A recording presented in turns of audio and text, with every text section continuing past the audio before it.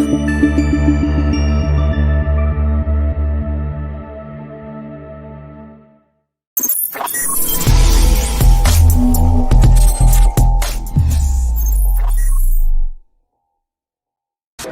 so early. You guys want to get some coffee or something? Can I get a cup of coffee? Black? Can't you see we talking? White? Even little kids in Mexico drink coffee. Well, I'm not a little kid in Mexico, okay?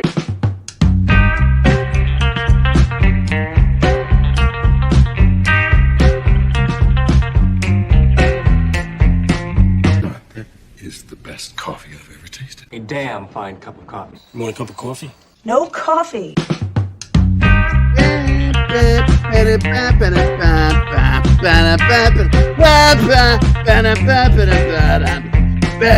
Coffee drinker, huh? Maybe we could grab some coffee? Coffee! Coffee, coffee, coffee, coffee, coffee!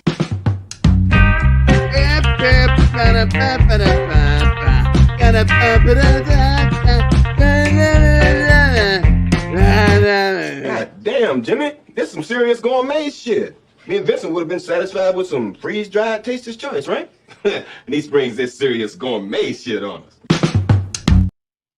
Giggity, giggity, giggity. Giggity, giggity, giggity. Yeah, Gary's extra retarded today, just so you know, people. I think you have a little too much fuel up. Nope, I'm just getting it in me, man. I want to run this shit with an IV. Hey! We have a lot of phrasing today. Drop it. Hey, Peter. Yeah, it's Joe. High five. That's actually when he's putty, when he does, plays putty on Seinfeld. High five. Nobody will give him a high five. So, yeah, it's Friday morning. End of the freaking week. I'm running on about 3 hours sleep because I was doing artwork.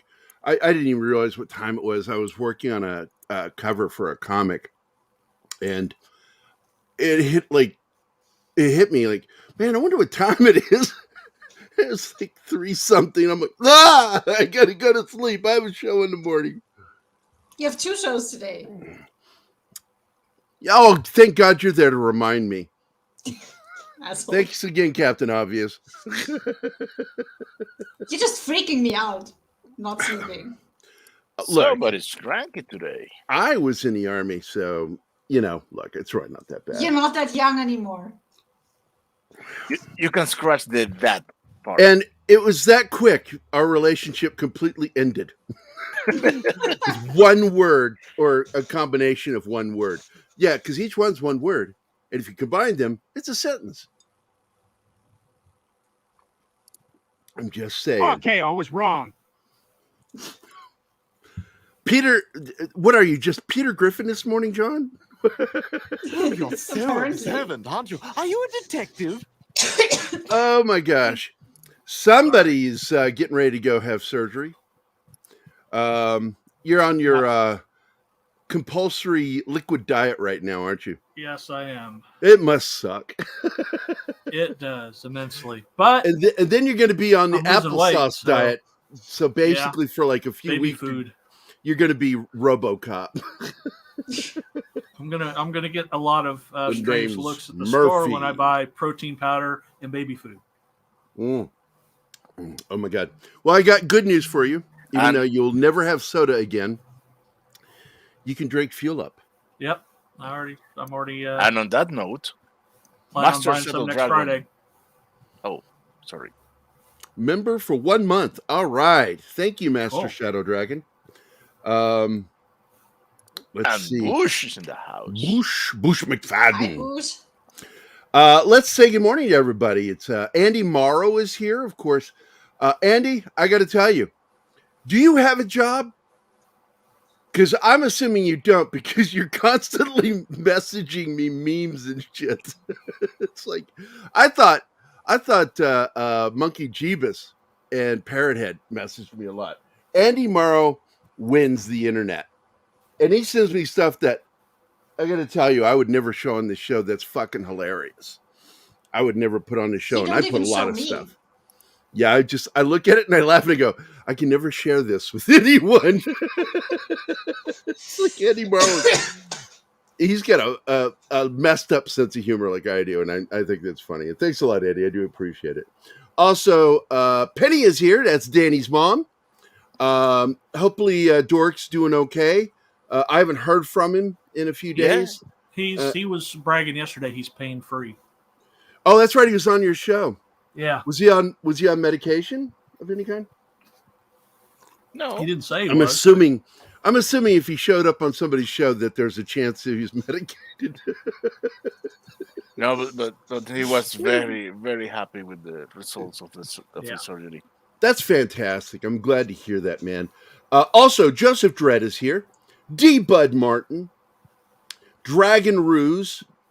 Let's see. Monka Gibbous is here. Thank you. Come again.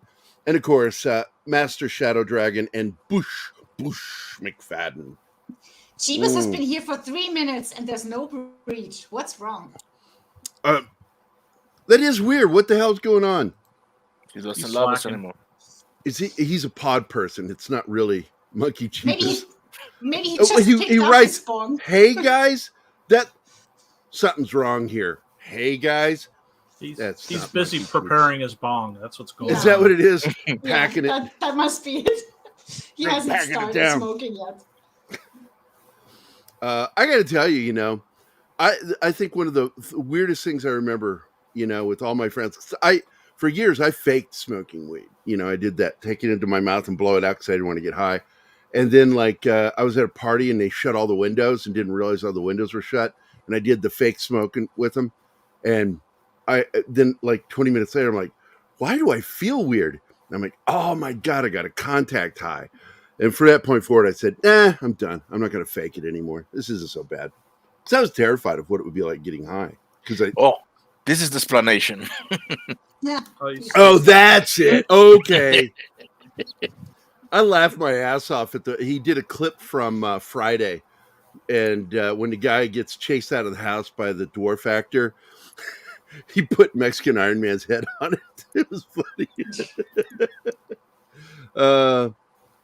Hey, Wade's here.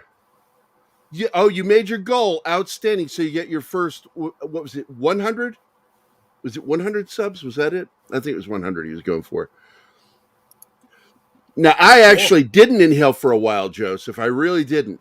But once I got my first contact high, I'm like, because that's what I was. I was afraid of getting high. Getting drunk was okay with me. I knew, because I've been drinking since I was 13, and so I wasn't terrified of that. But getting high, I had fears because of my family, my brothers and sisters. I grew up in that environment, and I was scared of weed. Oh, Amelia. Non-rocket kitty. She's yay. She's refueling. She's like, stop talking to the camera and that thing with the video. Or whatever words cat use for that. Pay attention to me. Look at that. Your cat is Allison Brie this morning. Fuck you. Allison Brie comes out this morning. I saw it on Midnight's Edge group. And I'm like, oh my God, really? It's like, God, what is this? People. And Bill said it, by the way, good morning to Bill, our producer. He was talking to us before the show.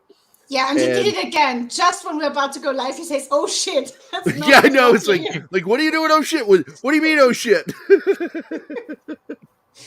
But he'll do that. Like, all right, I'm dropping everybody down. Oh shit. And I'm like, what do you mean? Oh shit. Could be worse. But Allison Brie comes out and maybe she's coming out ahead of something. I don't know. Maybe something's gonna, possibly damage control, or it's a relevancy thing, trying to, pay attention to me, pay attention. I have an announcement. Which is what I assume it is. I have an announcement. The following people are gay, and I actually did that. It's a line from The Simpsons, and I stole it one time, and I put it on one of my fellow employees' computers. I went into because I worked in the IT department, and I get on everybody's computer, especially people that I worked close with that were friends of mine, and I would do shit to their computers to mess with them. And one of my favorite things to do is to switch out all their audio and then turn on all their audio. So no matter what you did in Windows, like the old Windows, you could actually have a sound that goes with it. You know, you open a window or an Explorer window or a browser, and anytime you opened or closed anything, you could play a sound. And so I did that. And like first one I did was the following people are gay. Every single time they opened or closed something would announce on their computer. And then like the most annoying one I did is I recorded myself doing nah. Oh God. And anytime he opened, closed, dropped something down, it would play me doing that. He got really angry. He went to my boss. He went to my boss, Craig Zweiner, God rest his soul, and said, can you get Gerry to stop doing it? He goes, I'll talk to him. And he went to me, he goes, Gerry, do you think you could stop doing that? And I went, no. He says, even if I threaten to fire you, you're not going to fire me. So no. I tormented him for years. And I think though, one of the IT guys absolutely got me back. He went in and sent me a email that launched a video that I couldn't turn off. I had to turn off my computer. And it was a Swedish milking scene. And I don't mean it in the cow sense with getting milk. I'm talking about something else. And it was with another kind of animal. And I was like, oh, like trying to hit exit, close, nothing worked. And man, don't ever fuck with IT people.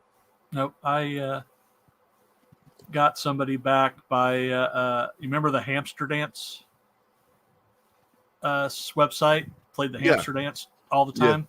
Yeah, I made that somebody's active desktop and then disabled keyboard sys and mouse sys, so they couldn't, their keyboard and mouse wouldn't work. Oh my God. And it just, as soon as they booted, couldn't do anything. I loved pranks. My favorite prank I ever played, I've told you guys about, where the whole IT department was in my office. It was just packed wall to wall with these people, and I'm on a speakerphone calling a guy over in the call center. I told him that at 8:00 there was going to be a company-wide search on select computers. His was one of them that was going to be selected to check to make sure that he wasn't doing things on the internet while on the job. So I got him to open up his cache with his text program. And I showed him, I said, look, we're going across, we're doing a pre-check.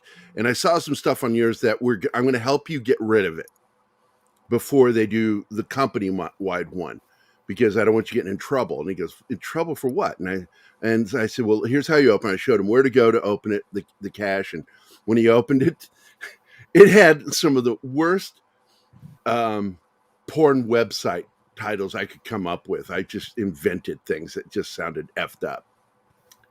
And he's like, I could hear his eyes over the phone getting wider, seeing as he goes, I didn't go to these websites. And my response to everything he said was, we're not here to attack you over whether you're gay or not.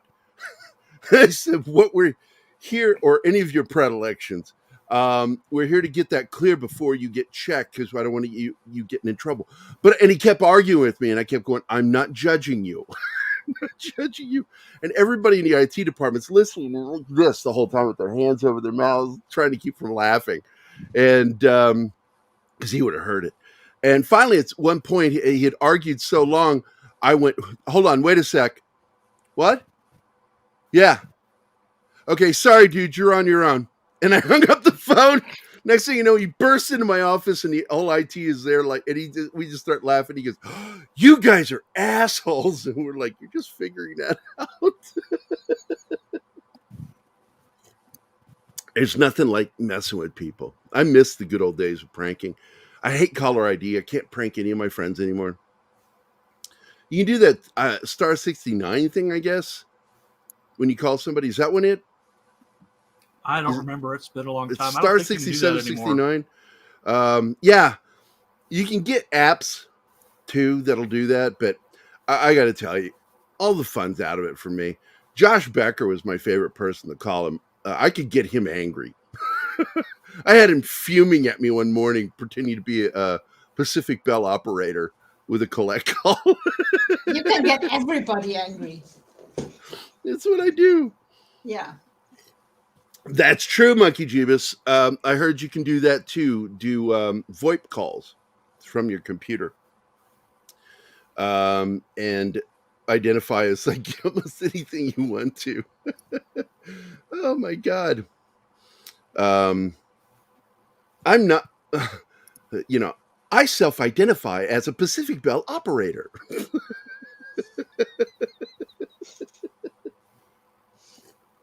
My favorite one is when I walked into, we were going into there's this store, big store in California that, I don't know if it's still there, but when I lived there and was stationed there in the military, it was warehouse.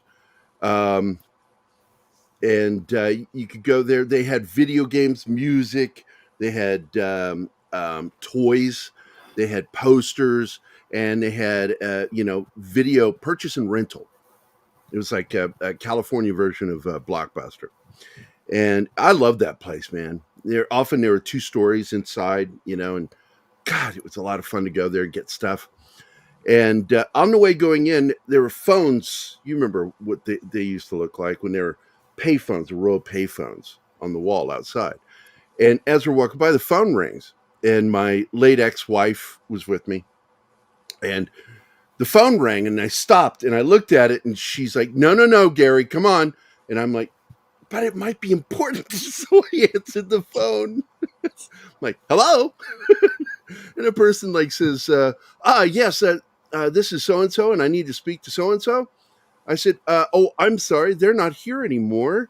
In fact, they're not coming back. They were taken out in handcuffs yesterday over an embezzlement situation. I'm really not at liberty to talk about it. And the person on the other end is like, what? I went, yes, I'm not at liberty. Wait a minute. Who did you say this was? And they said their name again. I said, oh, I'm sorry. I've said too much. You'll probably be getting a phone call from the FBI soon. All right. Bye. Hung up on him. Walked away going, well, I wonder what kind of shit I just stirred up at that company. Jeez. How dare you? And my then wife looked at me and goes, what did you just do? I said, I don't know, but I'd love to be a fly on the wall in that. What's going on in that office right now? Screw up and get me. I'll show you. So we're going to talk about 1923. I know it's not what you would call a fantasy show, but I got to tell you, I'm one of those people that's super excited that Harrison Ford is back on TV. The last thing, I joked about it yesterday, that the last thing he did on television was play Han Solo in the holiday special. What was it, 78? Both the shows he's doing now are so good. Both shows. It's really surprising, but apparently he did an interview at the New York Times. I can't read it. A friend of mine, she shared it with me last night over on Facebook, and I clicked on it, and I'm like, I get this notification, you have read too many free, or you've exceeded your free articles. Oh, you now need to, and I'm like, I've never read a fucking article on your website ever. Yeah. I'm like, I call bullshit on this. So then I went over and I opened it on a browser I have never read anything on. The only thing I do over on Brave is our afternoon show on Wednesday. That's all I do over there. I don't have nothing's logged into except for StreamYard. Okay? Never opened anything in it. I go to that article, boom, it pops up the same thing. Yep. I turn on someone could say, well, they're checking your IP. So I turn on my, what is that thing? That software you use? VPN. I turn my VPN on. Same thing. New York Times, imagine that. New York Times lying. Yeah. Imagine that. They're a lying sacks of crap. just run it through the archive link, and if somebody's pulled it up and archived it, it's in there. Yeah. Oh, that's a good point. Yeah. The what do you call it? The Wayback Machine, which is owned by archives.gov. Yeah. Man, I got to tell you, that annoyed me. And then I went back and I told the person, and she's like, yeah, I don't want to say her name. She's a friend of mine here in Springfield. You might know her, John. She works over at the Creamery Art. What's that place called? Here in town, where a lot of the some of the smaller conventions are there. They do art shows there. The Creamery Arts Center, is that it? Yeah, something like that. It used to be. They call it the Creamery. It's yeah. Not for some perverse reason. It used to be the dairy place, one of the local dairy places, and it got converted into our local arts council, and they do everything through there, and it's really great. They've because that's where the Film Alliance was. I think it's still there. Guys, I'll be back in a minute. You could have gone and nobody would have known. He's such a drama queen. He's like Alison Brie. Pay attention to me. Notice me when I'm gone. I love you, Martin. I'm going to be a dick. I'm going to add him back up. I need to get the Alf accessories pack from Target. What? Mickey Jeebus and his toys. Yeah. Oh, is it an action figure? Oh, hell yeah. Nah, man, fuck it. I love his collection, man. I have a new toy that I haven't brought out on camera yet, and I really should. And no, it's nothing perverted. I know that you filthy bastards are thinking that. It's like, I bet it's one of the dildos. That's just your brain, Gerry. But I got to tell you, man. I didn't know what that was. So you can tell I don't go to that website. I was like, hey, that's pretty cool. Oh, that's a porn site theme. And I'm like, porn sites have themes? Like, okay. But anyway, going back, Harrison Ford's back on TV. And he used to be pretty regular on television. I mean, it's most of his acting. Once they got rid of the old studio system, because he was a contract worker for, I think it was Columbia Pictures. And his first movie was Dead Heat on a Merry-Go-Round with one of my favorite actors in the lead. He played a bellboy in it. Mr. So-and-so, message for Mr. So-and-so. And then he gets told by some executive that he's always left nameless. But if you go back and look, you know who he's talking about. And says, Tony Curtis, first time he got a role was a walk-on part as a grocery delivery boy, and he stole the show. You knew he was a star. And Harrison Ford, funny, I thought he was just supposed to be a grocery boy, and pissed that guy off and basically screwed his career up for being a snarky asshole. And so he just got bit parts. He did a lot of TV, Gunsmoke. That Shiloh series. He was in a lot of westerns, and as he jokingly referred to it as, he was the guy who didn't do it on shows like the FBI, Dan August. He was even on that one show. What was it called? With Tony Franciosa, where he's a blind prosecuting attorney. I was like, Daredevil! Never saw any of these. And he was really good. Bruce Lee was on that show, too. Bruce Lee played himself, basically. But he was constantly on these shows, and in fact, I remember when we lived in San Fernando for a brief period, we lived a couple houses down from him, and about a block away, not even a complete block away from Margot Kidder. She lived on the street. And I remember my dad called her a hussy. Like, I didn't even know what that meant as a kid. And I never met Harrison Ford. I saw him at a distance. He was always like working on stuff in the back. His wife was just a woman I saw in a window because I was with one of his kids because we were at the same age. Went to the same school there in San Fernando. And we were playing in the lawn, and they had pop-up sprinklers in their front lawn. And his wife poked her head out. I told you kids, stop playing in the sprinklers. That's my Harrison Ford story. That was it.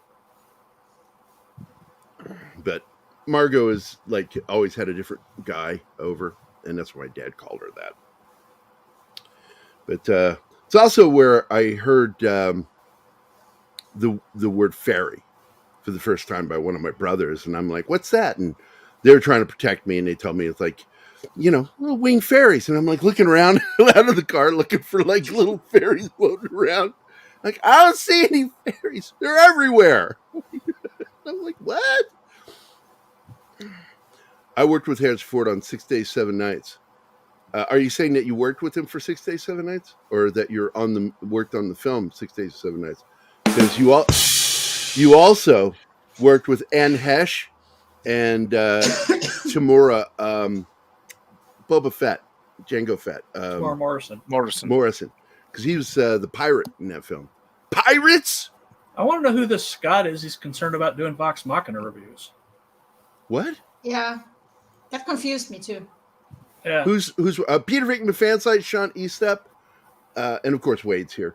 Real Wade Nation. Who are we talking about? So Scott. He's concerned that he's upset somebody named Scott's doing Vox Machina reviews too. Who are you talking about, Monkey? I don't know who you're talking about. And why is it upsetting you?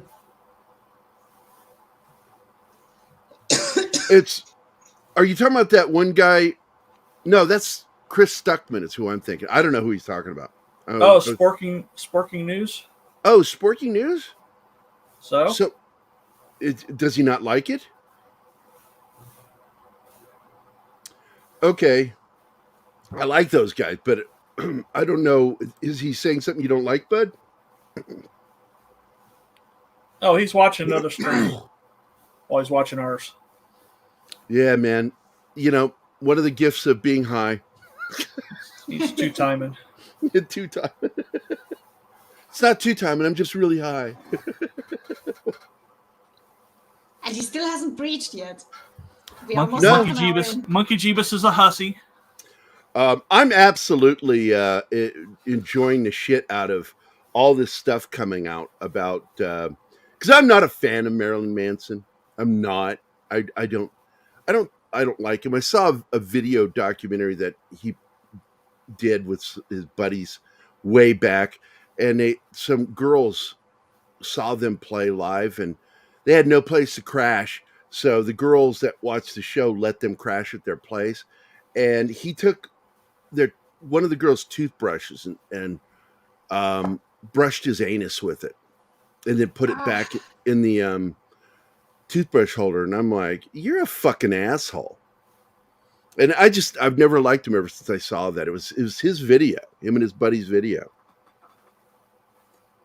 And I thought, you're a filthy fucker. I just don't like him. Don't get me wrong. I enjoyed some of his music. What's that? Did something else happen, or is this still the continuation? I haven't watched that video in years. I barely remember it. I just remember I had a very negative reaction to him as a person over that video. I met him before he was famous. Monkey, I did not get it. I got it, but I haven't watched it. I'm sorry, John. Go ahead. Him and the Spooky Kids came into the game shop when they were doing a show at the Blue Note before they were famous, looking for stuff to play on the bus. Yeah, he is a nerd. I do know that. That was actually in the video too, that they like gaming. But I do want to watch that video, the mystery meat pit, because that sounds creepy as shit. And I do need to watch that. Morning, Glenn. How's it? Well, we've got other people in the UK watching the show. I like that. We're an international show. I like that. We're nowhere near. In fact, Tom and I were talking privately the other day, and I said, we are where you were when we met. Our show is in the numbers where you were when we met. I don't think we're going to ever go big like Midnight's Edge, because we don't do what Midnight's Edge does, even though I jokingly refer to us as Midnight's Edge Jr. Yeah, we are. But hey, we're getting close to 6K. I think that if we had more involvement from certain people in our show, we might have gone in that direction. But it all ended up on my shoulders to have to figure out where we're going. And I said, look, I'm an asshole. So that's what the show is going to be about. Me being an asshole, talking about stuff. I'm an opinionated old man. You know, in our day, we couldn't even afford shoelaces. We use onion skins. I'm telling you, every time I tied my shoes, I cried my eyes out.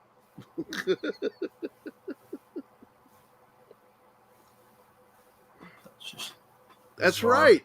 That's right, Peter Vickman's fan site. That's right. I don't know. I wouldn't say that, Davina. I mean, I can get it where some people see it that way. The thing I like about Midnight Edge, there's nothing reductive about it. They can be very critical, but they're very informative. And that's one of the things I love about them. I can watch Andre's videos and just, I glean so much new information. I think I know something, and then Andre will blow my fucking mind. You know, he will just like, I'll go, wait, what? And I'll go back and is that true? And I'll go look it up, because I know Andre's not going to lie. Andre is a very knowledgeable dude. And he is a journalist. He really is a journalist. We couldn't afford onions. Yeah. When I was a boy, we were so poor, we would use old rotted potato skins thrown out by restaurants for shoes. Tie them to our feet with onion skins. Oh, yeah. I actually am very proud of the fact that multiple times I have cracked Andre up. I will catch him so off guard with something. And it's just like, you'll just hear him start chuckling when I say something to him. And like, whenever Steven, like Fat Steven Seagal will point out, well, I'm funny. I go, have you made Andre laugh? He goes, yeah, I did once. Have you done it multiple times? No. Then you're not as funny as me. Steve gets so irritated with me. By the way, good morning, Davina. But they have great guests. Oh, my God, yes. In fact, you know, I was talking to Tom. I was acting all butthurt one day, and I said, you never heard me on? He goes, if you get in the chat and let me know you're available, you'd be on the show. And I went, oh, you mean I got to watch your show to be on it? You're such an asshole. Oh, my God, I'm a dick. I love Tom. He's one of my best friends. Oh, you're hitting the road. Where are you headed? So I guess we can start doing it. We're into the, we're done with the first half hour here. Let's get into the show. I know that Anima's like, oh, when are we going to get to the show? Except for in her head. I bet she sounds like she talks in her own head. Like, when are we going to get to the show? Why is he talking like this? God, he's such an idiot. I'm going to go off camera again. There, see? Fuck you. Fuck you, asshole. Yummy. I'm telling you, I'm so happy to have Fuel Up again. I'm already feeling it. And it's not just the caffeine. It really energizes me. Because it was just caffeine. I drink that anyway, by the ton. The metric ton, by the way, for those of you in Europe. Yeah, we use real numbers, science numbers, not a medieval fantasy system like you. And well, let me address this real quick. Yes, I get what you're saying there, and what it is, you know, and this is the concern we all have of becoming stale. But the thing is, we don't run the shows, and this is the thing, and why it really does come off that way is we don't run off the 24-hour news cycle. We're like pit bulls. We get our teeth into something, and we won't let it go. And Tom's that way, and so is Andre. Because a lot of times they see things happening and know that this is going to unfold. And so you'll see that. Yeah, and I get it, Davina. It's not everybody's cup of tea. I love it. I personally love it. And, oh, look, and by the way, my hair's down. I've got my hair down. Yeah, and your beard is getting wild. Yeah, fuck that. Fuck that beard. But I appreciate it, Davina, because clearly you watch the show. And that's really what's important. You know, it's about supporting our community. We are a computer. We're a community. We're a network. We share a lot of the same audience. And I got to tell you, there would be no pop culture minefield if not for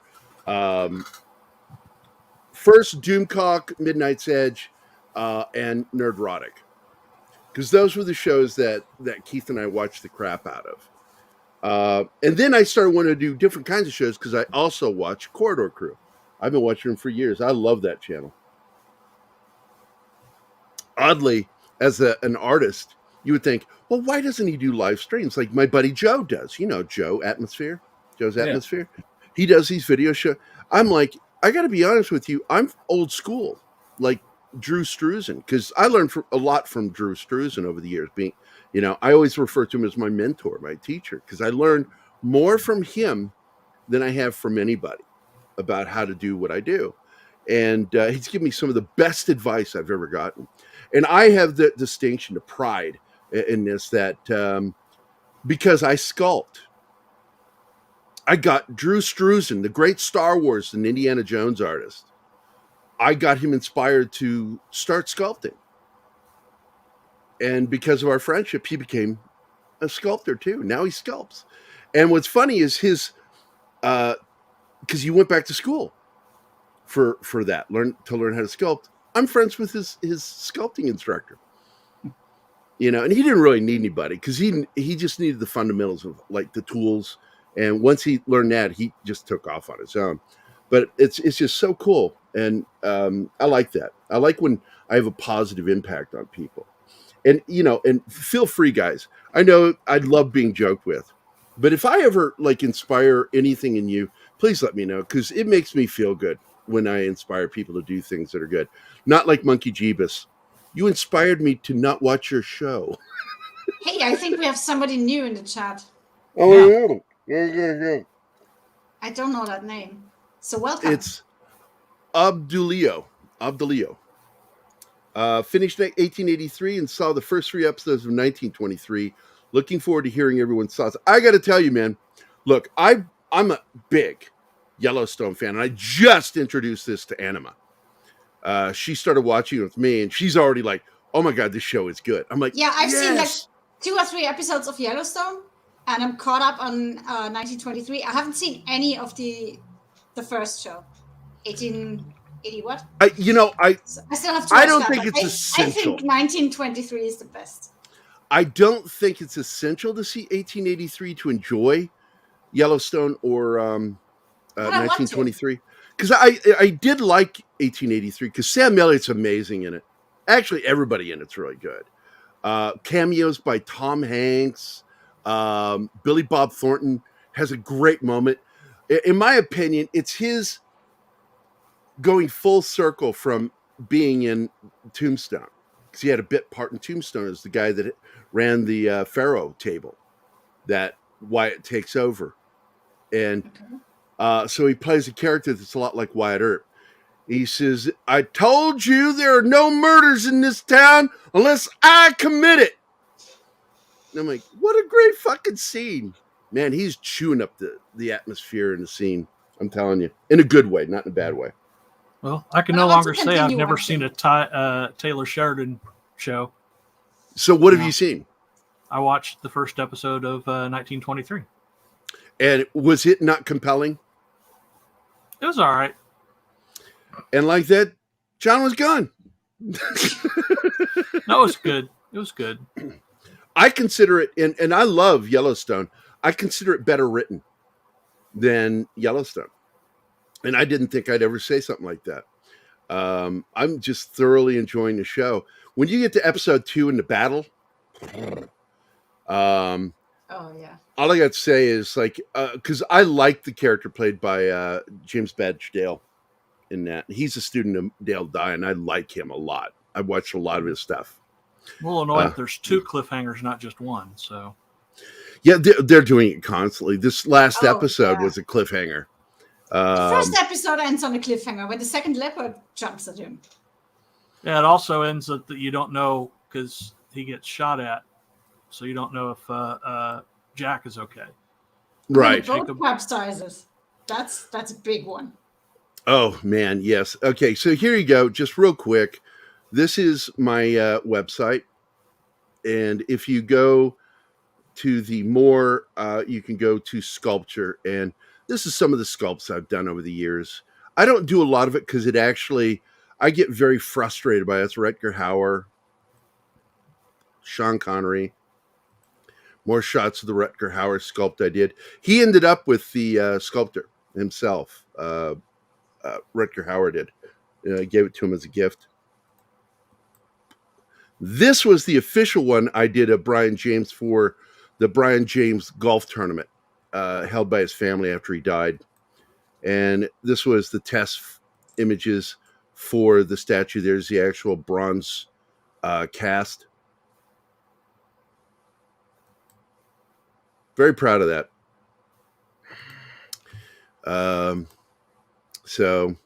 Anyway, that's some of the sculpture I did. So we can close it now.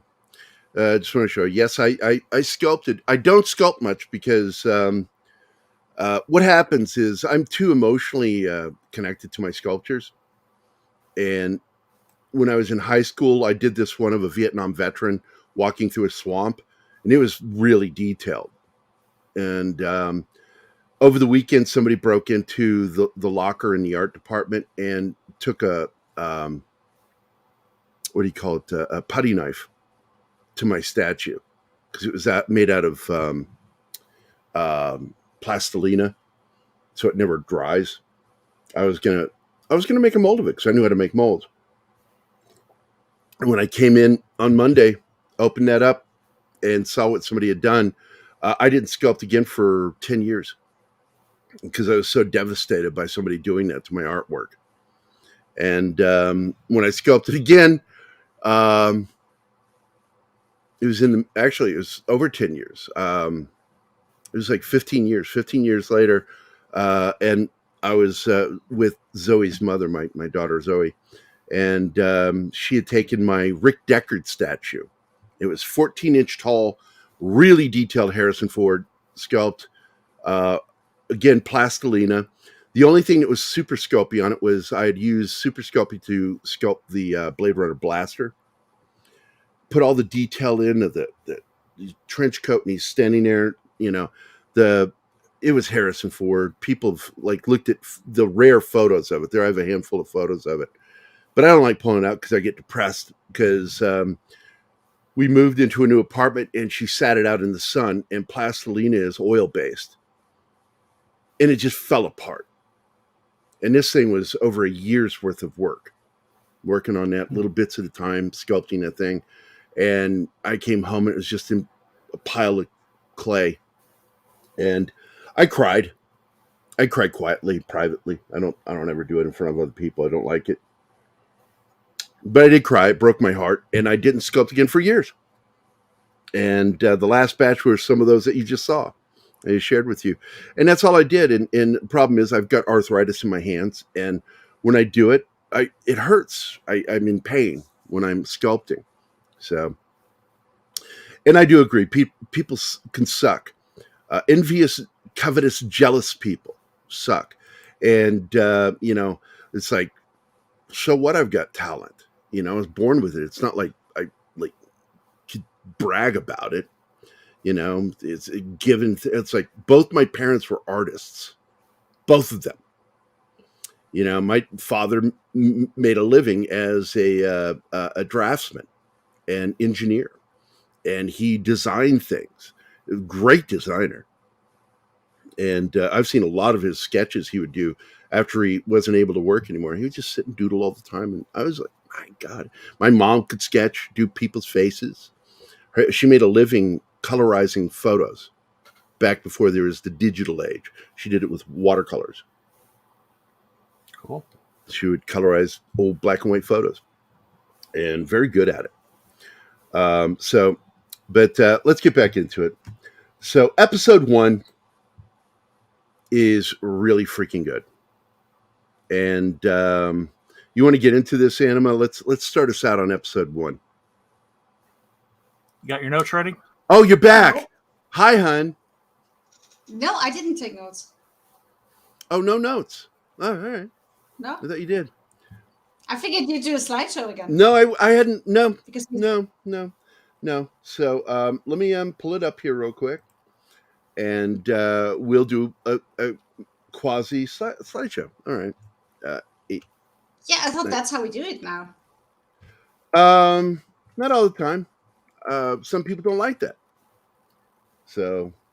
Yeah, well, if they don't like the slideshow, they won't like the scene by scene breakdown too, like we did. My favorite part of episode 1 is it's something funny because I just complained about it. Like, who gets married on a Wednesday? Because Martine had to go leave because of a wedding, middle of the week, and I'm like, and I said, who gets married on a Wednesday? What a weird. Wait, we have that video somewhere, right?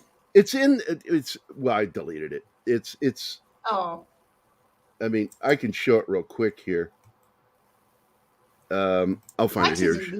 That's funny. Present, share screen, entire screen, and I don't share audio. There we go. F11. All right. So I think it's this scene. That looks like it, yeah. Hey, Jacob. When you want to push the herd up?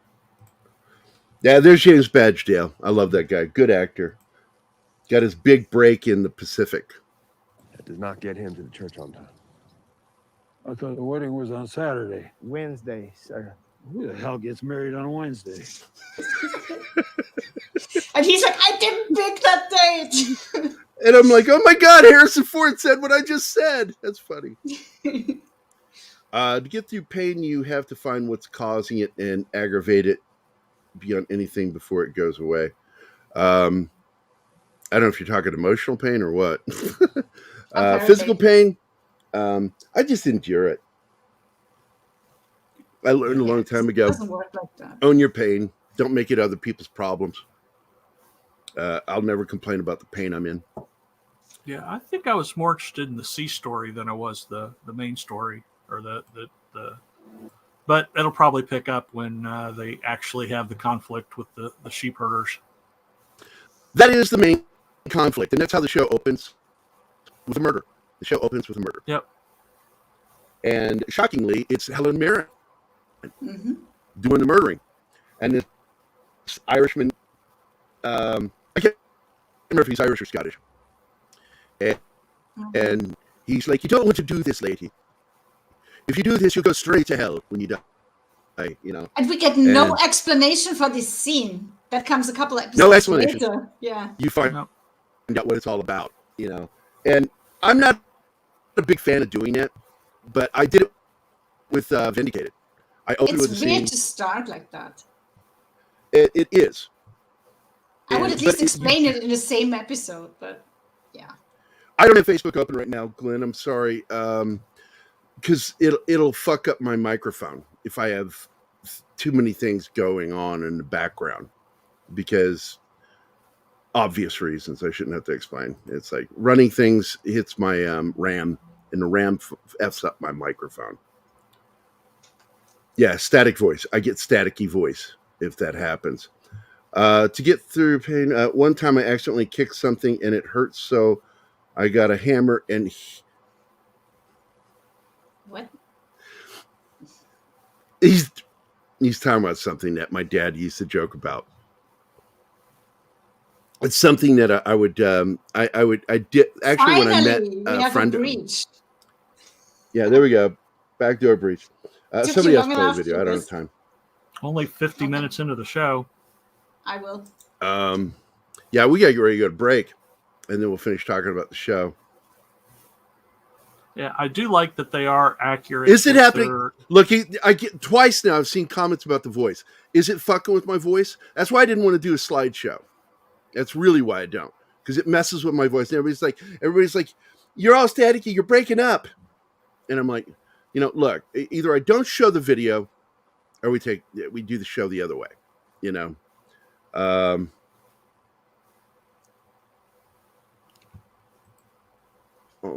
I don't want to open it right now. Yeah, what I sort of say is they're accurate with their costuming and their weapons. They even have the brass cylinder shotgun cells. Can I give Jeebus this video? All right, all right. Where's your fuse box? Where's your fuse box? Spy the back door. Spy the back door. Somebody can do it. If you want to do it, use F Movies website, because you have this right here. See that little 10-second skip forward? And one of you guys can host it, because it messes up my microphone, which is why I didn't want to do it. Shutting that down. No, I won't do it because my ad blockers don't work on there. So Yeah, my Wi-Fi isn't stable enough to do it, so I can't either. Hang on. Scribe Light's here too. Good morning, Scribe. How you doing, my friend? Look, the best writer on television is Taylor Sheridan. Nobody writes as good as him. Nobody. I will tell you this, though. I did watch Picard Season 3, Episode 2. You did, without me. I do a lot of things without you. I don't want to, but I do. I thought we were going to watch that together. I made the mistake and left my server up, so happy accident for us. Good. I got to tell you, it's good. I'm still annoyed by it. I'm very annoyed by it. I'm not going to let them get my views at Paramount. Screw them. It doesn't like sharing it, though. So don't play it. You just skip forward. Yeah, don't play it. Use the skip forward option. Are they not letting you skip forward? You have a different player than me? Yeah, I'm using my server. Oh, okay. Well, you have a skip forward option and on the one, which I showed you. And okay, well, I'll go there. Okay. That's why I was saying go there, because you have that option. So anyway, we are 5 minutes, he said, and we are now 2 minutes from break. But Taylor Sheridan, Wind River is like one of my favorite films he did. I love that movie. And it has one of those OK Corral shootouts in the film that is basically straight up firefight. It's what it was, and I like the way it was depicted. I like the way the characters were written in the scene, how one of the cops clearly is giving up the position of another person in the scene to people, that are behind the door with a gun. I don't have skip forward. I just have rewind 10 seconds. That's weird. So, anyway, we're going to go ahead and go to break. Let's go ahead and go to break, Bill. Thanks a lot, man. Hi, guys. This is Gerry from Pop Culture Minefield here on KGRA, and we're leaving for our first break. I hope we survive. A birthday without her mom. An anniversary without her husband. Her wedding day without her dad. These are the days when military families feel it most of all. The loss of their soldier, their sailor, their airman, their Marine, their Coast Guardsman. Families never forget their loved ones lost to war or illness or suicide. Families never forget, and neither do we. We are TAPS, the Tragedy Assistance Program for Survivors. We provide resources, support, and comfort to heal the hearts and meet the needs of grieving military families, all at no cost to them. Your generosity can make an enormous difference in the lives of the families of our fallen military heroes. Our military families need to know they are not alone and they are not forgotten. Show them your support at TAPS.org.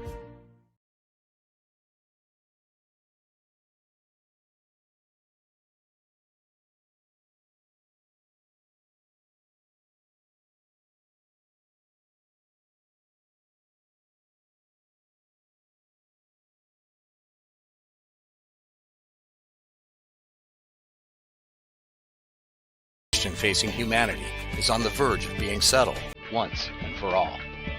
The Mutual UFO Network has been at the forefront of this journey for nearly 50 years. Our members worldwide are dedicated to the research, documentation, and awareness that will shape the future of humanity. Won't you join us?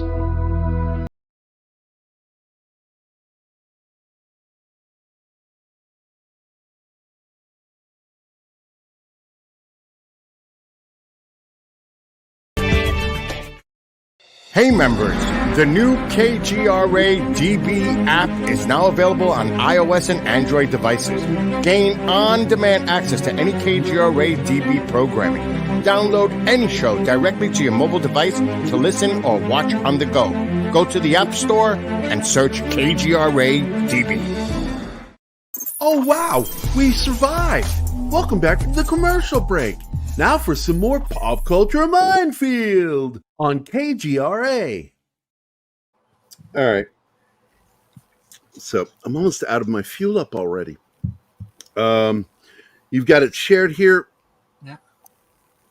And it does not have the skip forward function. No, but I can do this. Oh, how are you doing that? With keyboard.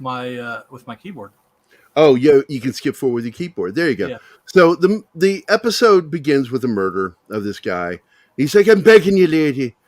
Don't kill me. If you kill me. Well, it is 50-50, but she's recharging her gun faster than him. Well, this is the funny part is, she pulls the triggers and it clicks, which, unlike an automatic weapon, shotguns can do that. If you pull the hammer back on expended shells, you get a click. Unlike they show in movies with automatic pistols, semi-automatic as some people call them, but it's just an automatic pistol. Stop calling it semi-automatic. You can say automatic or full automatic. People don't know anything about guns say it the other way, semi-automatic.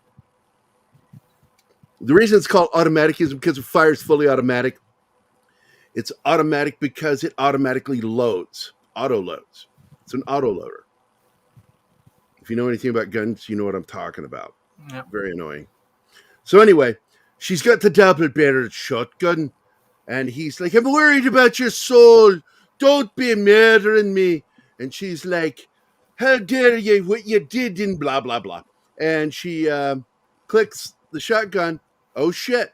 So he goes to reload his revolver, and she reloads quicker with the two and lays him out. And just flattens him. It's a good scene. And then she screams. Yeah, she screams like Kirk in Star Trek Wrath of Khan. Khan! It's a good scene. It's very dramatic. And I wonder what that's all about. Well, we're going to have to wait to find out. We got to watch at least 2 episodes to learn. And she just leaves him there. And she just walks away from him, leaves him for the buzzards and animals to get. Beautiful shots of Wyoming. Paradise Valley. And there we meet Spencer. He's one of the Duttons. And he's the one who fought in World War I. And his recovery process has led him to deepest, darkest Africa on the plains. And he's hunting something. Wild animals. And he's aiming at something. And he sees something. And he's watching it. And then we learn what it is, which is, CG elephant actually was really well done, but I spotted it was CG. Oh, yeah. That was obvious. And Spencer is hired to protect safari camps from wild animals. And there it is. That's what he does. And So it is a man-eating lion. big-ass lion, and it's clearly inspired by, and it's even mentioned in the movie, the lions of Savo that are in the story of Ghost in the Darkness. These are his shield bearers that are with him for the whole thing. Mm-hmm. And they look like they're Zulu with those shields. Yeah, and he kills that lion, but it hits him, knocks him down. And then they go, "You okay?"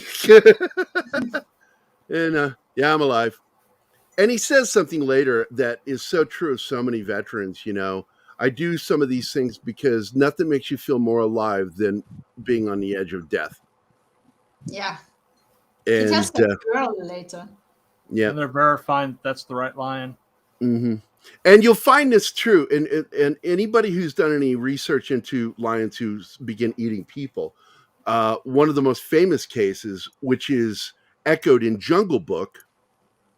Don't go too quickly. Well, I'm saying don't go too quickly for a reason. I have a mechanical keyboard. It's really sensitive, so sometimes I double click. Because they'll gank us. Yes, he is. What's that? He's a little boy from 1883. Yeah, he's the little boy from 1883. He went to World War I, and he had some terrible experiences. And you never know with this show what's going to be CG, because the CG they do in it, some of it's like CG rendering, and some of it is combos where they combine shots. So you never know when you're looking at something and knowing whether that's the actual background of the location. Those are real zebras. Those aren't CG. Yeah, I know, but the background may be in order for location for the show. So you never know when you're looking at something that looks like it's a photograph. It's actually not. It's done pretty well for the most part. And they walk the lion back, and they're talking, and we see the bond between these characters pretty quickly. And Spence is one of my favorite characters in the show. He's so good. A good show. I really did enjoy it, but I didn't see a future for that show. And I think they wanted to get a series out of it, a spinoff. It ended too dark. And so it just didn't get the numbers they wanted. But it's a very good show, very well written. There's James Badger Dale again with Ford, another student of Dale Dye. And they're discussing, what do we do? And you just got to keep moving forward. The problem is they're in the middle of a what do you call it when there's no water? Drought. And so there's not enough for them to eat, the horses and the there's cattle. A plague of locusts going on. And there's a plague hitting them. Spencer has been Frodo'd, is what I got from it. Feels like he can't go home due to World War I trauma. It messed up a lot of guys. My grandfather was very traumatized from World War I, shook until the moment he died.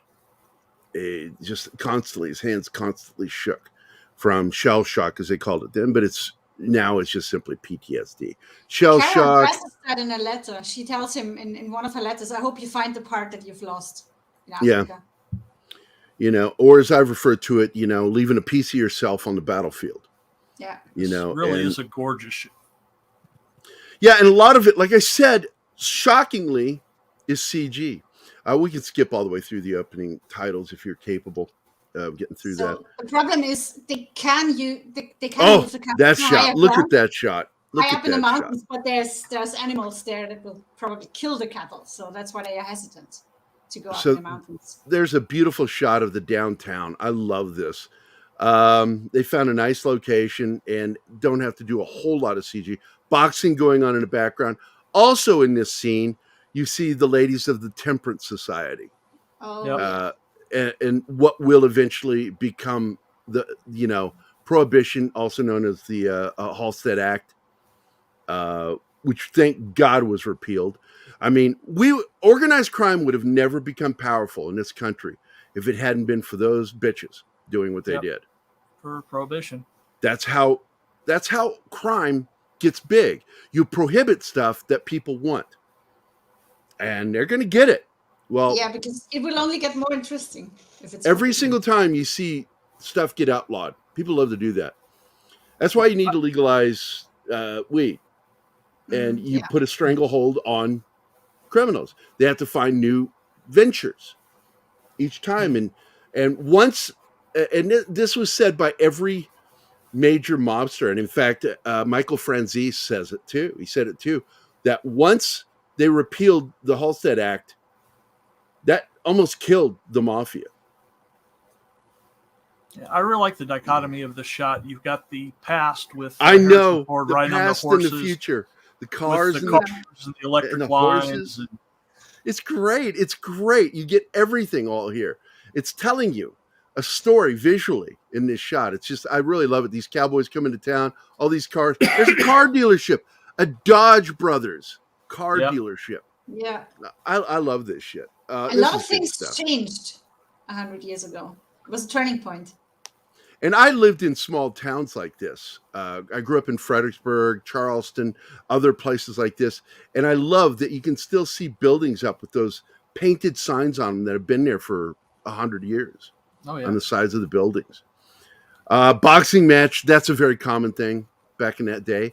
That near the town square, you would have, someone would build a boxing match, a ring.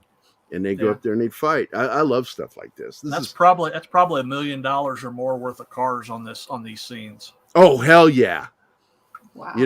Because they try to do it very rarely, do the CG cars. I'll spot it every once in a while because my eye catches the CG. There they are. I think the it's funny. ladies. The Silver Dollar Soda Shop. If you go into that building, you're given the reins to Satan. That's the devil's juice. And Ford just doesn't give a fuck when they talk Absolutely. to him. Yeah. Absolutely, Abdulio. Absolutely. Where do you think the woke crowd got their lessons? They learned from the excessive activities of the religious right to interfere with things that's none of their damn business. Let other people have it's called free choice for a reason, dipshit. No, well, anyway, I don't want to get on the thing. But this is a great scene, and they go in for this. I think this is a meeting. I can't remember. Was this a meeting? Well, they're meeting up with I think the mayor, the sheriff, and he's like, I think it's funny. The woman's yelling, "Your wife's gonna get a letter." Yeah, your life. Well, let your wife know you were in there. Exactly. By the way, Jedi Bill is here. Good morning, dude. Good to see you. Absolutely agree with you. I said before you got here that Taylor Sheridan is the single best screenwriter working in television right now. This is why Paramount is giving him so much to do, because his shows put, as they say, put asses in seats. His shows get viewership. And I love this. The Terminator 2. Look at that. Robert Patrick, yeah. Yeah, man. I didn't see him in the credits list, so he kind of surprised me that he was in this. I love it that he's the sheriff of the town. Sheriff or mayor, one of the two. Having him and Ford chewing up a scene together is really, really fucking cool. It really is. I like this scene a lot. And you can tell they're friends. He's trying to order root beer. Even later, yeah, he wants. You got some real sarsaparilla root beer. He goes, no, you can go someplace else to get things. Just give me what you got. Go to a soda shop. Soda shop or soda fountain. Yeah. Monkey, you're almost always the most toxic person in the chat. True. But they're having a meeting about what's going on down the street. He's talking about that comment right there. Oh God. But absolutely, I agree with you, Jedi Bill. Best writer on. He is the best writer on television right now. After watching the show, I see what you guys see in him. And what's that? I said after watching the show, I finally see what you guys see in him. You're always singing his praises, and now I understand why. Yeah, because he knows how to write dialogue. I have never seen a scene that he wrote that has stilted dialogue or is boring in any way. There's something always compelling. And most important thing is that every bit of dialogue should push your story forward, constantly pushing the story forward. And he obeys that rule like nobody. I love that. Yeah, it never gets boring or weird or it's just so it Off-putting. captures you. And it's not like he doesn't have woke people in his shows. You have characters who are woke, but they're interacting with people who are not woke. And so you've got people putting people in their places in the show. Yeah. And you got somebody trying to be preachy about something. In Yellowstone, they've got that one character, played by Piper Perabo. Yeah. And, and she's been put in her place multiple times on that show. Before you talk about something, maybe you should experience it first. Yeah, this is what they're concerned about, because they said there's over 300 people here. You've got the sheep herders on one side and the cattlemen on the other. Now, anybody who knows anything about the modern West, there was a major problem between these cattle ranches and these sheep herders. Because the sheep were all over the place. Well, they were constantly trying to free graze, and they were going onto people's property. And this show talks about it. This was a real problem in the West. The problem with sheep is that they pull out the roots of the grass, so they destroy everything. And they kill it. Yeah. They don't chomp on the grass. They pull it up and eat it. And absolutely, they kill the grass. Harrison Ford has already said he won't retire. Now, he did say that this is one of the hardest... No. Read it. Harrison should retire. Blade Runner. Good one, Glenn. But he's said he's never going to retire himself. But on top of that, he said this is a very difficult shoot making the show. And he questioned his decision making to be in it. Because it was rough. Yeah. This was a rough shoot. Yeah, they're hearing testimony from... this dude. The Scottish guy or whatever. He's so often a bad guy. Creighton. And he played Bronn in Game of Thrones. Yep. Yeah. He was actually one of my favorite characters. He was best friends with initially. He was best friends with Tyrion Lannister. Yeah. He's stuck by him now. He's stuck by Tyrion up until the end. All the way to the end. But then again, I don't recognize the end of that show. Asshole. Season 7 and 8 are garbage. Oh, yeah. So nothing happened in that show that I thought mattered towards the last 2 seasons. So there's this fight. There's a rancher, and they're getting pissed off at the sheep herders. Fight's going to break out here. And, and I got to tell you, the problem I find with the sheep herders, their general attitude is they have the general attitude of your common communist. It should be shared by everybody. Your land should be our land. We should be able to free graze where we want. And what you missed is Robert Patrick had pulled out his gun and shot into the ceiling. Oh, I do like that too. Yeah, there's no gavel. Nope. Yeah, like in some movies, which I think is a bad move, they'll show him flip a gun around and hammer that. I say that's a good way to get that gun to go off and shoot yourself. Yep. Because that pin is resting against the the firing pin itself. Yeah. The firing pin is resting against that cap in the gun. That's how I got shot when I was a kid. It's bad deal. Somebody accidentally brushed they did a gangster twirl on a 12-shot 22, little 22 cap. Odds are it wouldn't kill you. It didn't. Obviously, I'm alive. He spun it like a gangster and did the roll to flip it closed. And when it did that, the hammer firing pin, and the pin were closed, and it struck that cap. And so when you hammer it down, I've seen it in Westerns, them doing that. I'm like, that's asking for trouble. You shouldn't do that. Do it with an unloaded gun. But if you got a loaded weapon, you don't want to do that. So instead, he just shoots it in the ceiling, shuts him down. Great moment. And of course, he's whining. You've got grass, and makes a proclamation. Even later in another episode, complaining about, you're coming on our land. What did I tell you? And he says, I took them high in the hills. Your cattle don't graze up there. That's not the point. It's not your fucking land. Yep. Yeah. And I warned you. And that's why if you look back in history, many of those who supported communism in the United States, I hate saying this, Irish. Yep. A lot of Irish union and union support socialism. There's a commonality there. So, and they're going outside, and there's a confrontation. Another confrontation, and this is where he threatens him. Ford's character as a Dutton, when he threatens you, he's not kidding. Like Curly Bill Brocious, I ain't kidding either. And Ford nails his character. Yeah, Ford nails his character. He really does a good job in this part. He's very menacing. And it's good to see him return to his roots, because a lot of people don't know that he came up playing in a lot of Westerns. Yeah.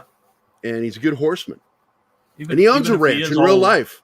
He owns a ranch in real life. Him and his boys run that ranch, riding the fence. Yeah, he's really good on a horse. And you don't muck around with the G, man. Because he is. He works for the state. He's That's for right. the state. You see him heading into the building. Because you've heard about the wars with Billy the Kid and everything. Yeah. They were duly authorized. It was duly authorized agents fighting against other duly authorized agents. A lot of that ends up happening. It's the shit that went on between the Earps and the Cowboys. Yeah. It's the same shit. One faction and the other faction, they were legal gangs, is what they were. And that's what you're seeing here, is legal gangs. And I tell people, if you watch this show, one of the things I love about it is you'll see a lot of connection to the way the mob does what they do. It's family, even though they actually mean blood family in this, but and they will use violence to defend what they have in order you don't cut off our supply. Yeah. You see here they're going to the Livestock Association, which is absolutely Jeebus. If they had done something like that through the bartering system, either for cash or trade, it would have been. I think it would have been better. But they kept encroaching on private property, and it caused so many problems in the Old West. A lot of sheep herders and sheep were killed. It's over the Great this shit. Depression. They don't have money. They don't have anyone they could sell. Well, their we're sheep going to. into it. Yes, we're going into the Great Depression. They should at least Cowboys pay in the the business ranchers. suit. Because one of the things that preceded the Great Depression and helped lead us into it was the Dust Bowl. Yeah. Environment and the economy are very tied into one another. And that's why when you see people knowingly, intentionally manipulating environmental stuff, be wary of anybody doing stuff like that. You got to watch out for these groups, because almost always they're either born from socialism or communism, one or the other. It never flares up by itself, these environmental groups. I think Yeah, this and is here what they're having a meeting. This is where they're plan to herd all the cattle together and bring them up in the mountains. Yeah. Because there's grass there.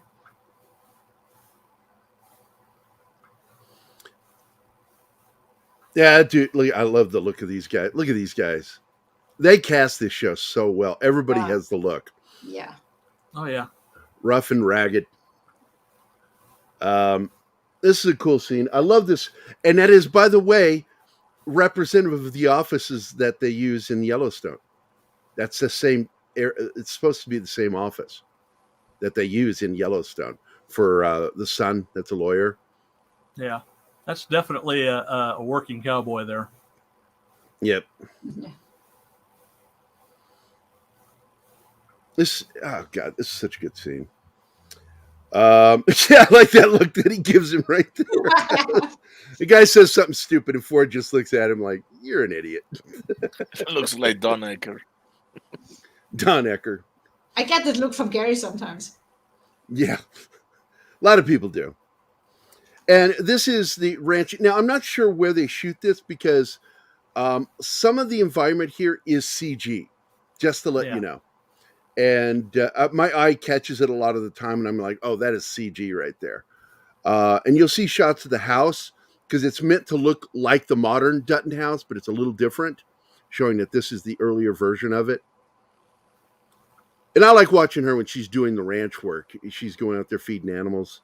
It's kind of fun because, you know, I know she's a great actor. She really is.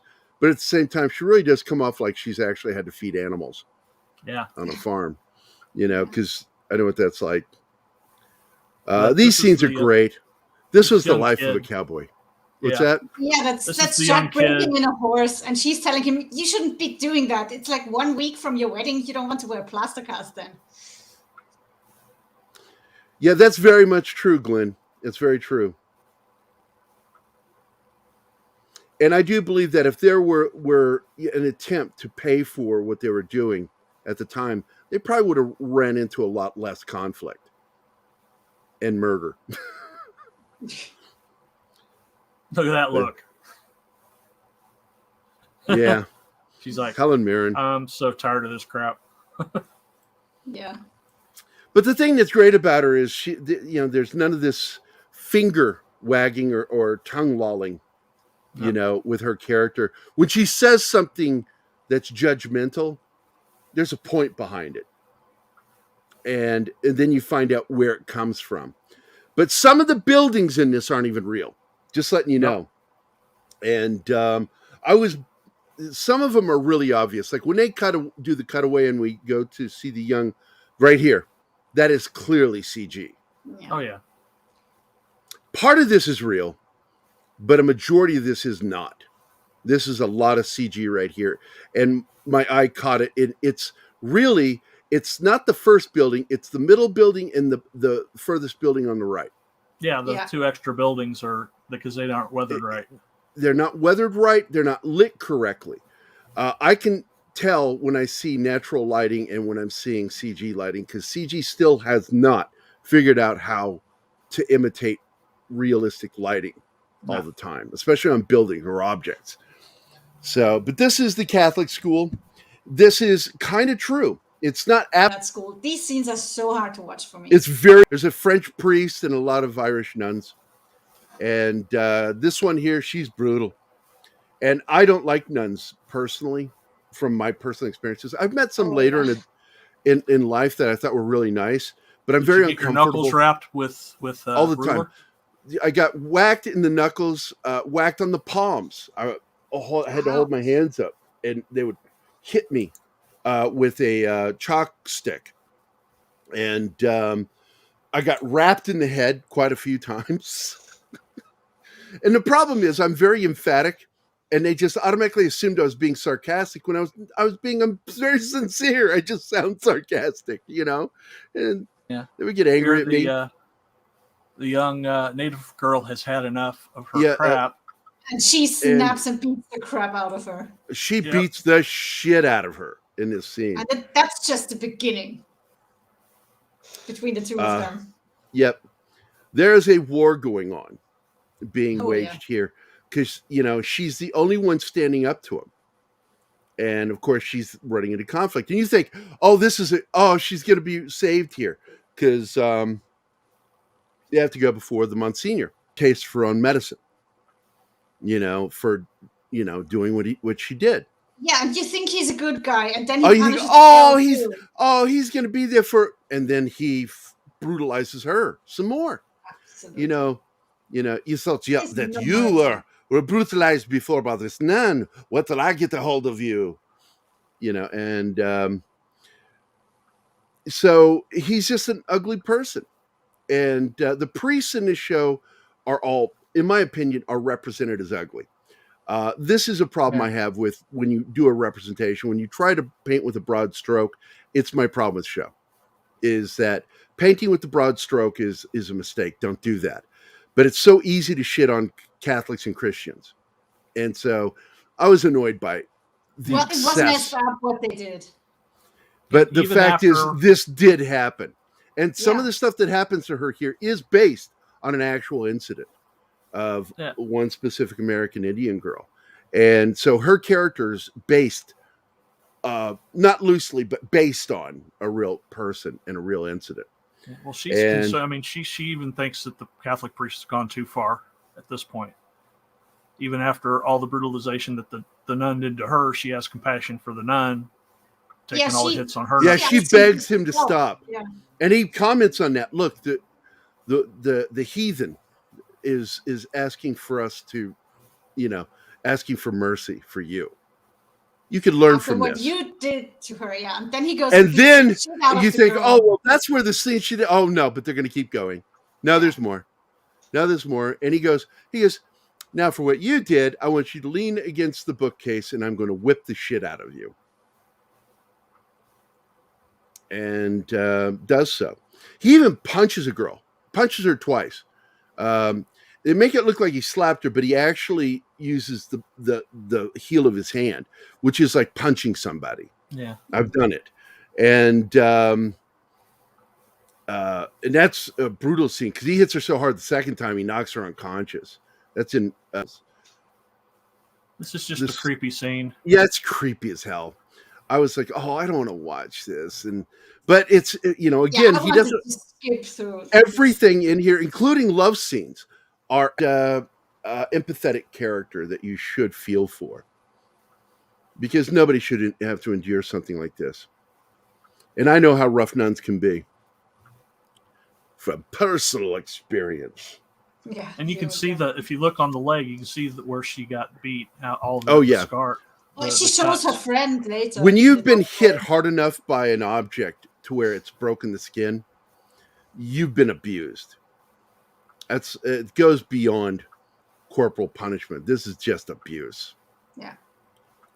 See if you can see it. Oh, she hasn't gotten there yet. Yeah, and we probably shouldn't see it, because that's what I was.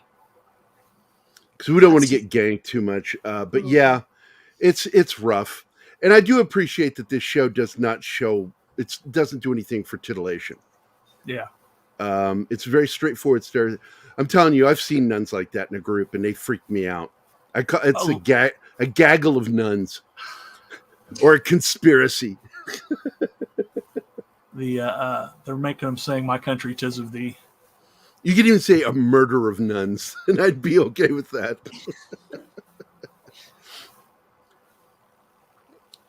Yeah, it's like enforcing patriotism, on people who aren't naturally that, I think is weird. It's one thing if you are an American citizen and you want to do that. Yeah. Don't misunderstand me. I can't stand people who take a knee during the national anthem. And they're making her mop up her own blood. I'm like, you're making. She took millions upon millions of dollars, and you never saw it in the care for the people who were dying that she was supposedly taking care of. Where did that money go? Because it wasn't giving them beds or chairs. She believed in divine suffering, and so she wasn't there to give physical comfort. She was there to give spiritual comfort, and I call bullshit on that.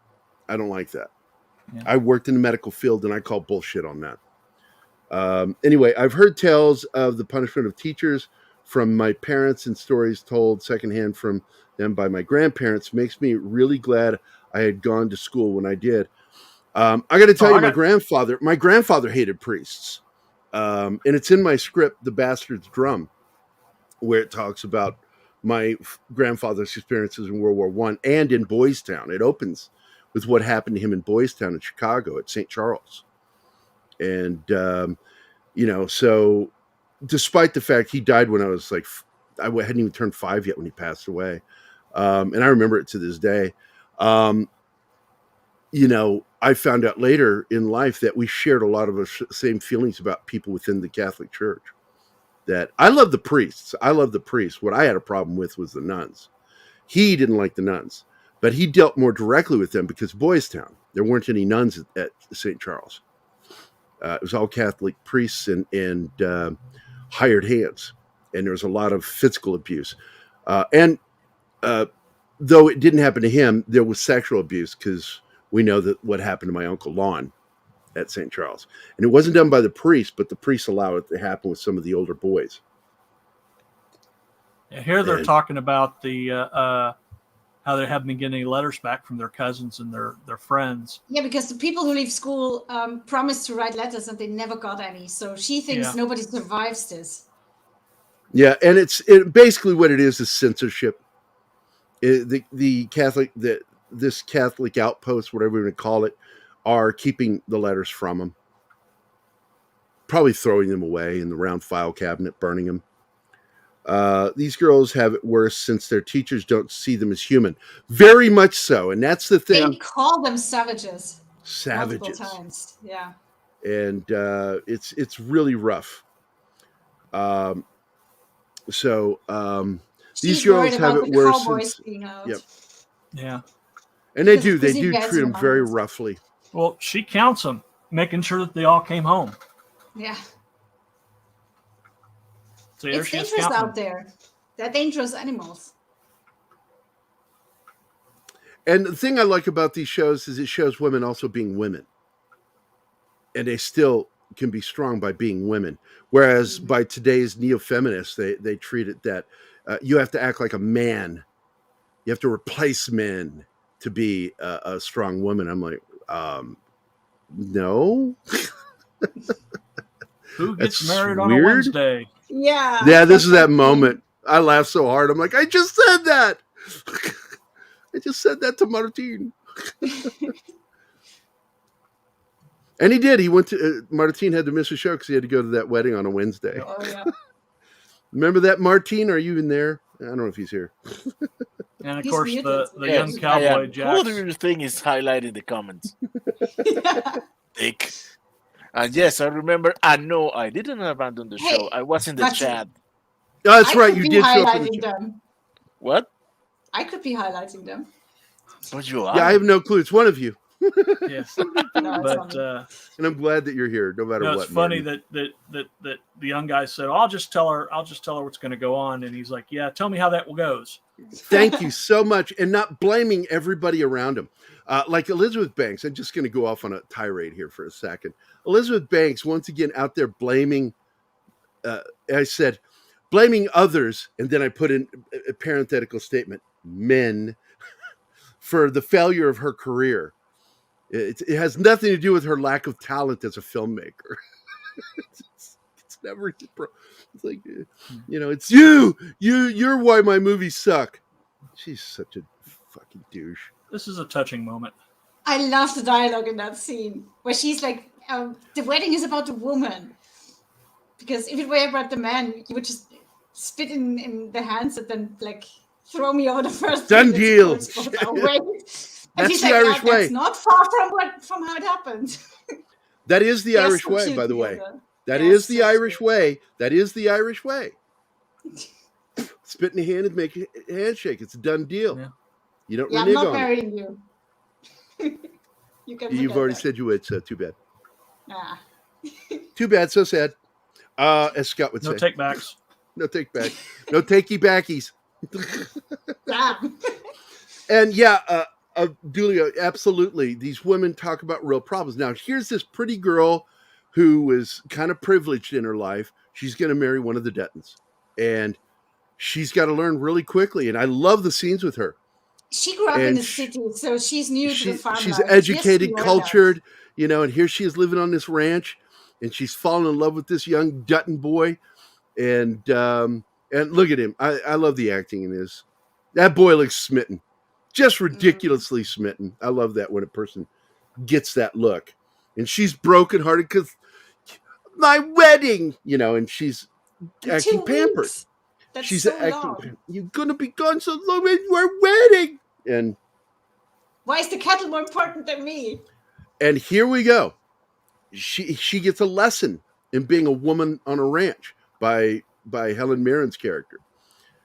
And I like that shirt. Look at that shirt. That's a badass shirt. Yeah, I always like this. People get the wrong ideas because of all the black and white Westerns, that there was like no color in the Old West. There was a lot of colors. A lot of the shirts and cravats or scarf, whatever you want to call them, even the hats had color to them. And blue and red were very popular. And gold too. Like people have off to go on Wednesday. It's like people get married out of country and want you to come. Yeah. It's like, I can't make it to you. What? No, I'm not going to Bermuda. That's a $2,000 flight. My oldest brother did that. He got married beginning of August and expected me to come. And I was like, dude, it's the main season here. I don't even get my 1 day off a week. How do you expect And then me to act fly butthurt off if you to don't the show US? up. Yeah, absolutely. It's like, I work for a living. So here she's going to get her lesson on how you conduct yourself when you've decided to live on a ranch and be married to a cowboy. And she's so not awesome how she's she not fixes the mean. situation. She's not mean. She's just direct. She gets to the point. And I love the way he writes women, because clearly Taylor Sheridan has really strong, real women in his life. And he writes them in a way, because he was a cowboy. If you didn't know that, guys, in real life, Taylor Sheridan was a cowboy, a real cowboy, worked on a ranch and all that shit. And he writes people in these shows in a way that I'm blown away at how he writes these characters. And so she's explaining shit to her, and She is going to just give. knows how to talk to people. To set Well, things right. she's an old Irish lady, full of lessons, little philosophical things, and she's very philosophical. And I got to tell you, some of the most philosophical people I've ever met: soldiers and people who worked hard labor jobs from the old days. So they're riding out there. This is one of my favorite moments right here. This really is. Yeah. She sees him, he sees her, he's right, and she's like, hold your seat. And she jumps out of that moving wagon and runs to him. It's so Yeah, Kara says, like, we'll meet him at the farm when he's cleaned up a bit. I can smell him from here. And the girl isn't having it. She's just running at him. And of course, she expected her to, because they're so Yes, that is. Helen Mirren is married to Taylor Hackford. That's right. I loved it. She video bombed him during Polly's show when they had what was it? Stand and Deliver. What movie was it they did? John Martin? Blood In and Blood Out. Blood In, Blood Out. That was it. Had Taylor Hackford and a lot of the cast. That was great. And Helen Mirren is married to Taylor Hackford, and while he's talking, she pops in on Polly's show. There she is. Hi. She's awesome. I've had a crush on Helen Mirren since 1983. Oh, 81. Was it 81 Excalibur came out? Excalibur's 81. Excalibur, 81. So 1981. Just like 83 is when I finally got to watch it because it's rated R.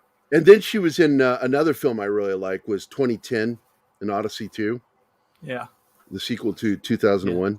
That's wow. That's the father of the girl. Yeah, he comes there like all full of like, I don't like this, I don't like that, and Harrison Ford's character like, Yeah, like, one of my favorite lines is, when the first baby comes, you don't get to be too picky with your math in the calendar. Yeah, that's a great one, and so that look he gives him, that's great. Because they're kissing and stuff, and they're not married yet, and Ford just kind of subtly tells him, they're as good as married. So here they are getting at Dark 30, getting ready to ride out. Although I think, what are you, Navy? Why did I say that? Because I said Dark 30. Oh, yeah. Army instead of 0 Dark 30. And Air Force say 0. Yeah. And Navy and Marine Corps say O. We don't recognize that on this show. No, I do not. Yeah, I picked that up from you. I'm just teasing you. 0 Dark 30. I think this is one of those where they're using a filter as opposed to actually shooting at night. Well, what they do is they shoot at dusk. Tonight. They shoot at dusk in the low light. There's still daylight, but it's coming in, and they throw a little bit of a filter on it. But the fact is there's no direct sunlight, so you don't get the harsh shadows. Yeah, it's more diffuse. And so, yes, it is. This is still shot during the day, but it is shot with the filters. And then they actually do, because that's a floodlight.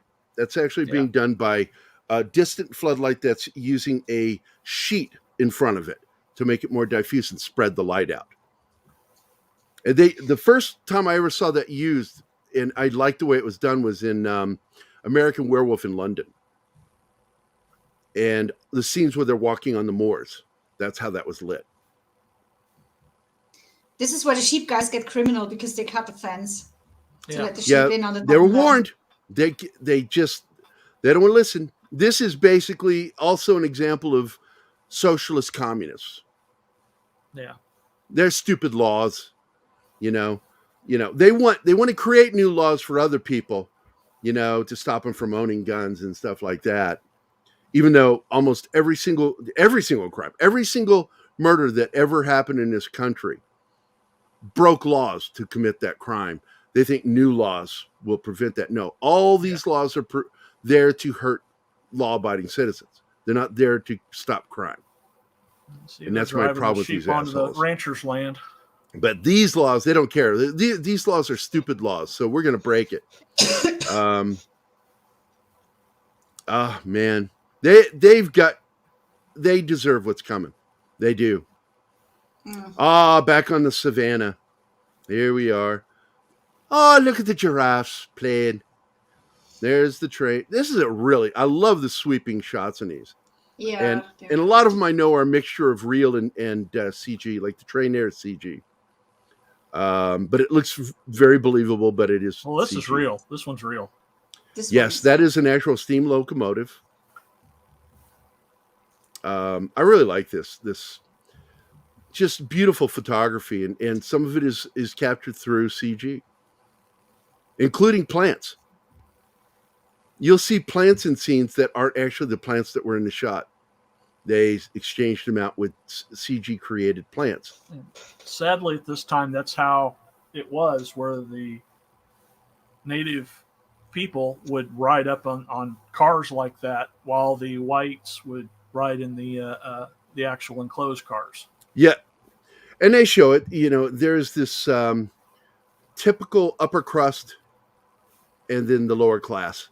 And if it was in England, it would be white people, poor white people on the outside. But here in Africa, it's the indigenous race that's there. It's less about race and more about privilege.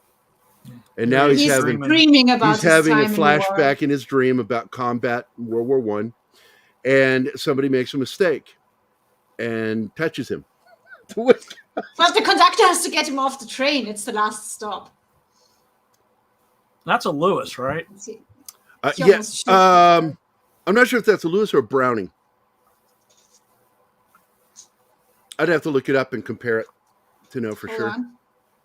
I think that pistol grip looks like a Browning. Is it? I think it looks like a Browning pistol grip on there. Yeah, it doesn't have the ridges on the top of the shroud. So, but this is a really good scene. They put some effort into this. And it's very intimate rather than the big, broad, large army scenes. It is a Browning. See, I know my guns. I know my guns. No. Gary knows his gun. Gary knows his guns. The Lewis has those ridges on the shroud, the heat shroud. It's a Browning. Oh, I didn't catch that comment. Yes, getting mentored by the Queen. That's a good one. Don't do the math. Yeah, it's a great line, dude. And so right here, the guy grabs him and he pulls out that little 1911, and the hammer is back on it. Yeah, but his finger isn't on the trigger. That's right, because that's his safety. Well, and he gives him a tip for the scare. He's sorry. He says, I don't wake well. And the conductor's like, I don't. Clearly. And he's not overly sarcastic, but it's clearly overly emphasized. Also, I can tell. Laughed, he tells him, you have a ticket for Nairobi, then you've reached your destination. And he says, I don't have a destination. It's just the next stop. Yeah. Great lines. And this is, God, man, Taylor writes the way you want to Taylor writes the way you want to read. There you go. Yeah. Quote me on that. Taylor writes the way you want to read. I love that. I love his writing. We need to speed this up a little. We have 10 minutes left. So here he meets with this group. We've got this is jaguars, right? Leopards. Yeah. Leopards. Jaguars in South America. Yeah. You are correct. You are correct, sir. Well, they suspect it's one leopard. Yeah, he tells him. Tells But him the it's fact is, this is the giveaway. I'll tell you right now. He doesn't tell them that they're two. They run in a pair. They hunt in a pair. And it causes a problem. And he goes, no, don't put out a goat. They don't want a goat. They want human. He So urinates on the tent so that the human scent is out there. Yep. Yep. And of course, she's flirting with him right in front of her husband. Yeah, look, Mikey, these husbands are boring. Boring English gentlemen. James Gunn took a shot at him personally, so I'm not going to fault him for having a problem with him. I'm not going to fault him, man. Somebody take a shot at you in their comments, and I think they're full of shit. I think Gunn was full of shit when he did it. And it was wrong of him to do it. He does the Archer thing here with the coffee. Because he asks Oh, for yeah. coffee. And This is a great he moment drinks where it he and goes, goes like, don't go away. Refill. I'll be with you in a Don't minute. go away. I'll be with you. One more. And she's already, that chick. It's a different chick. She's already very enamored with him. Well, he's Any woman would interesting. be. The British gentlemen are Strong, silent type. To him, they sleep on the floor, but not because he's making them. It's their choice. They like sleeping on the ground, and they're not going to sleep that night because they have a plan how to get there. These are somebody, and it's clear he cares about these guys. Oh, he does. It's very personal with him with these guys, and some of the stuff we're talking about you'll see in the next episode.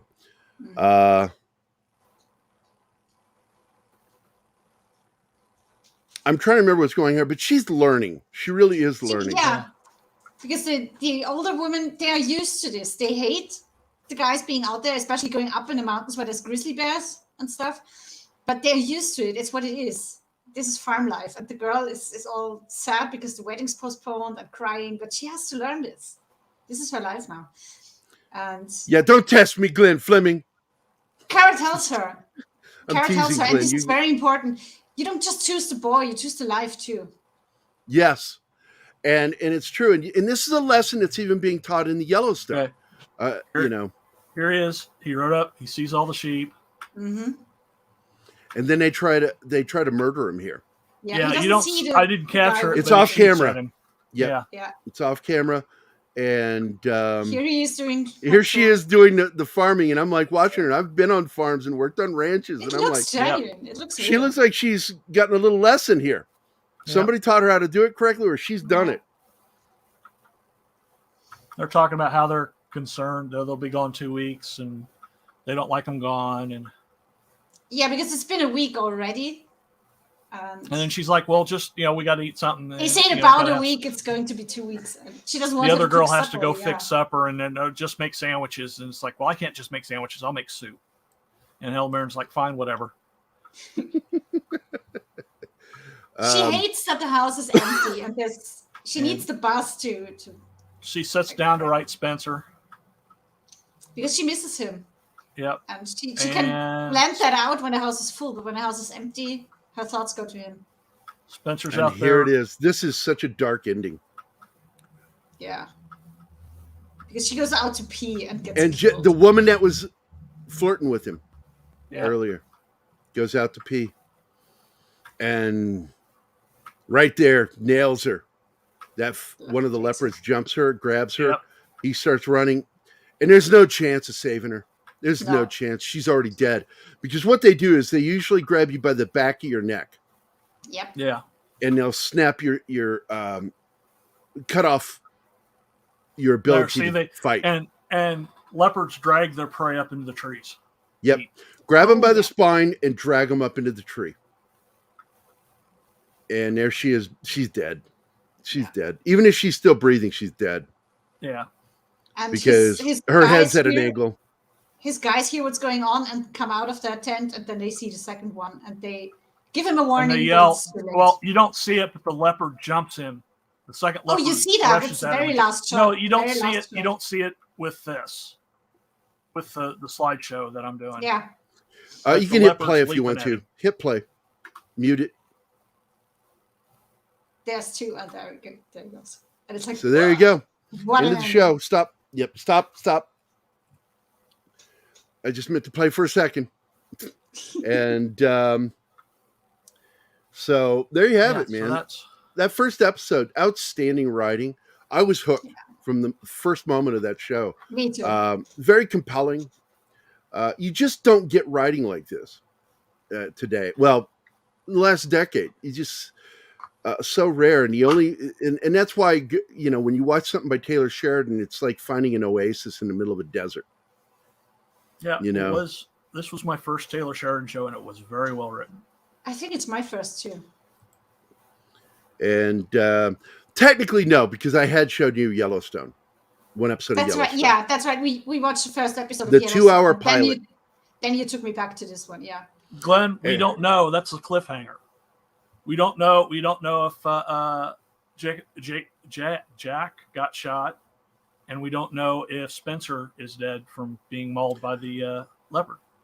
Yeah, and we're already caught up. I mean, we are caught up with all the episodes, but I do want to try to keep something for next week because I want to talk about every episode.